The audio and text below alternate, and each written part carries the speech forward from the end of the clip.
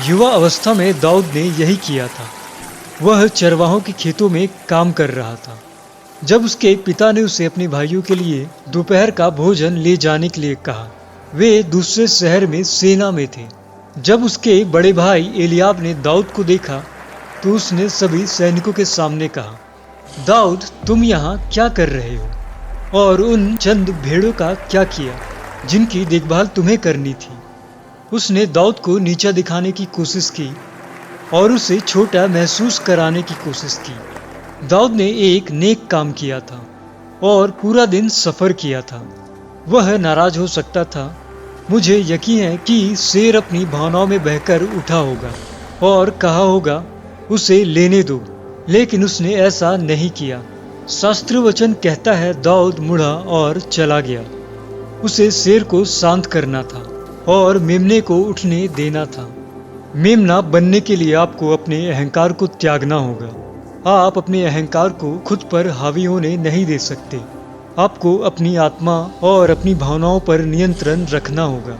कई बार हम दूसरों पर नियंत्रण रखना चाहते हैं, अपने साथ होने वाले व्यवहार को नियंत्रित करना चाहते हैं और उनकी बातों और उनकी राय को नियंत्रित करना चाहते हैं। हम इन चीजों को नियंत्रित नहीं कर सकते। आप अपनी आत्मा को नियंत्रित कर सकते हैं। आपको शेर या मेमने में से चुनना होगा। आपकी भावनाएं शेर को चुनेंगी। वे भिड़ना चाहेंगे, बदला लेना चाहेंगे, बचाव करना चाहेंगे। यह हमेशा सही विकल्प नहीं होता।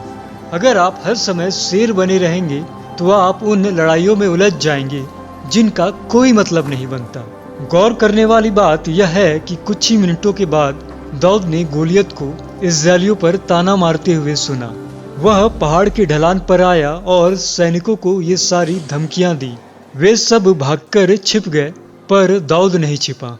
शेर उठ खड़ा हुआ। उसने कहा, यह खतना रहित पलिश्ती कौन है जो जीवित परमेश्वर की सेनाओं को ललकार रहा है। अब अगर दाऊद एलियाब से दूर न जाता तो वह गोलियत को कभी नहीं देख पाता। अगर वह किसी ऐसी लड़ाई में उलझ जाता जिसका कोई मतलब नहीं था और उस तुच्छ बात ने उसे परेशान कर दिया होता और वह रास्ते से भटक गया होता, तो वह उस असली लड़ाई से चूक जाता जो उसे लड़नी थी। तुच्छ बातों से लड़ने में अपना समय बर्बाद मत करो। दुश्मन तुम्हें लड़ाई में फंसाने की कोशिश करेगा, तुम्हें नाराज करने के लिए छल करेगा, यह सोचकर कि मुझे उनसे बदला लेना है। वे गलत इंसान के साथ पंगा ले रहे हैं। दाऊद की तरह करो, मुड़ो और चले जाओ। अभी तो बहुत सारी असली लड़ाइयाँ लड़नी बाकी है। ईश्वर ने हमारे हर रास्ते में गोलियत रखे हैं, ऐसे दानव जिन्हें हमें हराना है और जो हमें एक नए मुकाम पर ले जाएंगे। लेकिन अगर तुम छोटी छोटी बातों से लड़ोगे तो तुम कभी गोलियत तक नहीं पहुंच पाओगे। दाऊद ने पूछा, इस दानव को हराने का क्या इनाम है? इसे मार गिराने का क्या इनाम है? दाऊद समझदार था। वह बेवजह उससे लड़ने वाला नहीं था। कहा गया था कि जो भी गोलियत को हरा देगा उसकी शादी राजा साउल की बेटी से होगी और उसे और उसके परिवार को फिर कोई कर नहीं देना पड़ेगा। खैर, दाऊद एक चरवाहा था। वह एक गरीब परिवार से था जो हमेशा संघर्ष करता हुआ दिखता था। यह उसके वंश को बदलने का एक मौका था, एक नियति का क्षण। इस एक जीत से वह एक साधारण नागरिक से राजसी बन सकता था। बहुत बड़ी लूट थी। यह सब सोचते हुए उसने एक पल में कहा, क्या कोई बड़ी वजह नहीं है? वह कह रहा था, मेरे पास यह लड़ाई लड़ने का एक ठोस कारण है। पहला, गोलियत इज़राइल के प्रभु परमेश्वर के विरुद्ध आ रहा है। यही मुख्य बात है। मैं अपने विश्वास के लिए लड़ने जा रहा हूँ। और दूसरा, यह एक बड़ा इनाम है, न केवल दाऊद के लिए बल्कि उसके पूरे परिवार के लिए भी। एक तरीका जिससे आपको पता चल जाता है कि आपको ऐसी लड़ाई लड़नी है जो सिर्फ आपके बारे में नहीं है, बल्कि यह दुनिया को एक बेहतर जगह बना रही है। यह आपके परिवार को बेहतर बना रही है। आप न्याय के लिए, उत्पीड़ितों के लिए, दलितों के लिए लड़ रहे हैं। दाऊद एलियाब से लड़ रहा था, कोई लूट नहीं थी। यह तो दाऊद के अहंकार को भड़काने के लिए एलियाब को साबित करने की कोशिश थी कि वह कौन है। आपके पास साबित करने के लिए कुछ भी नहीं है। आप किसी को अपना दीवाना बनाने के लिए लड़ाई क्यों लड़ रहे हैं? आपको इसकी जरूरत नहीं है। यह एक ध्यान भटकाने वाला काम है। दाऊद गोलियत का सामना करने के लिए निकला। उसने उसकी आंखों में देखा और कहा, गोलियत, आज मैं तुझे हरा दूंगा और तेरा सर आकाश के पक्षियों को खिलाऊंगा। वह शेर उठ खड़ा हुआ। वह इस्राएल के लोगों की रक्षा करने, यहोवा के लिए खड़ा होने के लिए साहस के साथ निकला। उसने वह पत्थर फेंका और गोलियत को बेहोश करके जमीन पर गिरा दिया। कई बार शेर को दहाड़ना पड़ता है। आपको मजबूत और साहसी बनना होगा और ईश्वर ने आपके दिल में जो रखा है उसके पीछे जाना होगा। यह हर समय मेमना या शेर बने रहने जैसा नहीं है। यह मौसमों को जानने जैसा है। इस बात पर ध्यान दें कि आप अपनी ऊर्जा किसमें लगा रहे हैं। ज्यादातर समय हमें मेमने की तरह जीना चाहिए। नकारात्मक टिप्पणियों को नजरअंदाज करें, गलतियों को नजरअंदाज करें। उस ड्राइवर को माफ कर दें जिसने आपको रोका। आप उन्हें फिर कभी नहीं दिखेंगे। आप इसे अपना दिन क्यों खराब करने दे रहे हैं? कुछ समय पहले मैं शनिवार को कास्टको पार्किंग में था और वहां जितनी जगह थी उससे 4 गुना ज्यादा कारें थी। मैंने विक्टोरिया को छोड़ दिया और मैं कार पार्क करने का इंतजार करने वाला था। काफी देर तक गाड़ी चलाने के बाद आखिरकार मैंने एक महिला को अपने बच्चे के साथ बाहर आते और अपनी कार में बैठते हुए देखा। उसके पास 27 सामानें थीं और मुझे पता था कि उन्हें उसे उतारने में ज्यादा समय लगेंगे, लेकिन मुझे वह जगह मिल गई यह जानकर मैं खुश था। उसने सब कुछ उतार दिया और एक एक करके गाड़ियां वापस ले गई। मुझे वह व्यक्ति मिल गया जो सब कुछ वापस रख देता है। आखिरकार वो पीछे हट गई और मैं गाड़ी अंदर खींचने ही वाला था कि तभी एक व्यक्ति आया। उसकी गाड़ी ने एक पल के लिए मेरा रास्ता रोक दिया। वो गलत दिशा से तेजी से अंदर आया और उस जगह पर आ गया जिसका मैं 3 घंटे से इंतजार कर रहा था। ये अजीब है कि मेमना कैसे छिप सकता है। मुझे बस शेर का इशारा महसूस हुआ। हॉर्न बजाओ, अपनी हाथ हिलाओ, उन्हें अपना पता बता दो।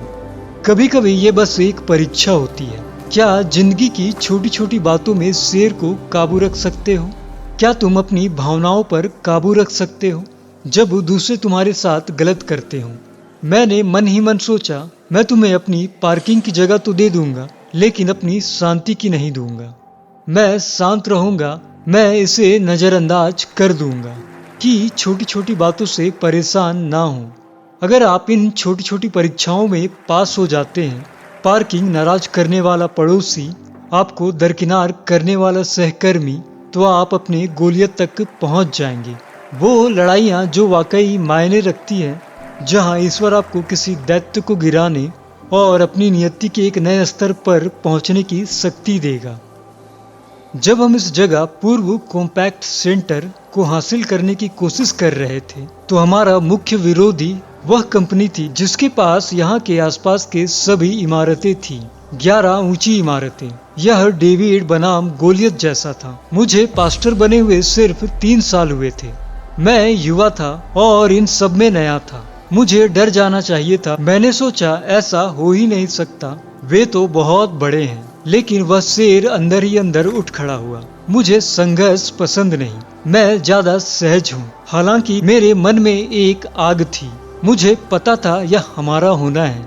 एक समय पर कंपनी ने हमें बस चले जाने के लिए एक बड़ी रकम की पेशकश की।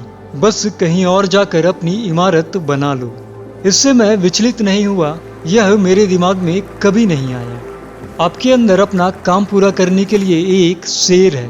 विरोधी को मात देने की एक अलौकिक शक्ति है।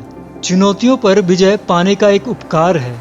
उन्होंने डराने की कोशिश की, लेकिन वह शेर ऊपर उठता रहा, दहाड़ता रहा।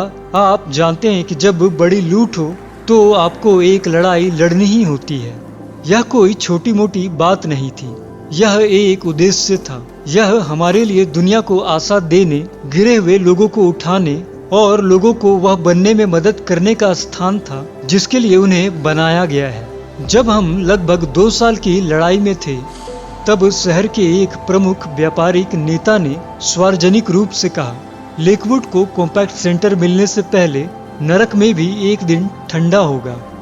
जिस व्यक्ति ने मुझे बताया था, उसने सोचा था कि मैं परेशान और आहत हो जाऊंगा। यह आदमी इतना प्रभावशाली था कि शायद इसने हमें पीछे धकेल दिया होता। सच तो यह है कि इसने मुझे कभी परेशान नहीं किया। मैंने इस पर कभी ध्यान नहीं दिया। मैं जानता था कि मनुष्य हमारे भाग्य को नियंत्रित नहीं करते, वह ईश्वर के उद्देश्य को नहीं रोक सकते। जानते हैं क्या, वह एक विकर्षण था। मेरे पास उनकी बातों का जवाब देने, समय बर्बाद करने का समय नहीं था। उनकी राय ने हमें ना तो बनाया और ना ही बिगाड़ा। शेर उठ खड़ा हुआ। इसे नजरअंदाज करो जोएल, इसे नजरअंदाज करो और आगे बढ़ो। मैं क्या कह रहा हूँ? आप शेर और मेमने दोनों को एक साथ काम पर लगा सकते हैं। शेर कॉम्पैक्ट सेंटर के लिए लड़ रहा था। हम ईश्वर के वादे को नहीं छोड़ेंगे। मेमना विरोधियों की अनदेखी कर रहा था, संदेह करने वालों को ऊर्जा नहीं दे रहा था, आलोचकों के बावजूद शांति से रह रहा था। परिपक्वता की निशानी यह जानना है कि मेमने को कब बाहर आना है और शेर को कब उठना है। दोनों ही आपके भाग्य के लिए जरूरी हैं। हम जो गलती कर सकते हैं वह है छोटी छोटी बातों के लिए शेर को बाहर आने देना। ऐसी बातें जो आपके उद्देश्य को प्रभावित नहीं कर रही हैं। ये है तनाव, देरी, अपराध। आप इन सब से छुटकारा नहीं पा सकते। यीशु ने कहा, खुद को परेशान होने देना बंद करो। अगले 20 साल उन्हीं चीजों से परेशान मत होइए। वही सहकर्मी आपको परेशान कर रहा है, वही ट्रैफिक आपको तनाव दे रही है। अपना नजरिया बदलिए। आपके अंदर एक मेमना है। अगर आप इसे सही तरीके से संभालेंगे तो आप शांति से रह सकते हैं।